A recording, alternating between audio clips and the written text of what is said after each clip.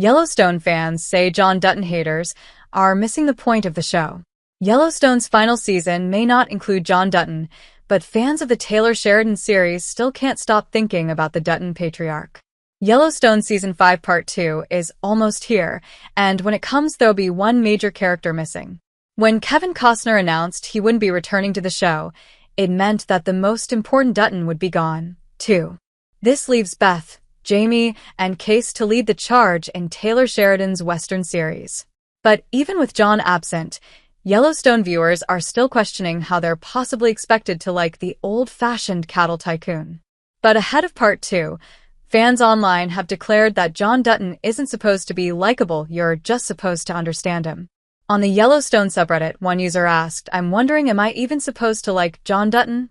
Don't get me wrong, I find the show enjoyable, bingeable even.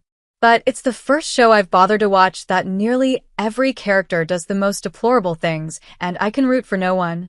Others chimed in with various takes on the head of the Dutton family. As far as they're concerned, John isn't intended to be someone you like. Instead, viewers are simply meant to empathize with his point of view.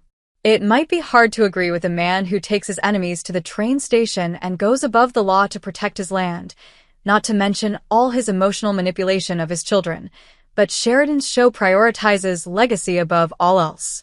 As another user pointed out, are you supposed to like Walter White or Tony Soprano? That is who John Dutton basically is. The point isn't to like or not like John Dutton, another noted. The point is to examine how various generations of land occupiers react to threats to their way of life. I think one of the takeaways from the series is that to hold on to an area of land as immense as the Yellowstone, you will always face ruthless pressures and competition.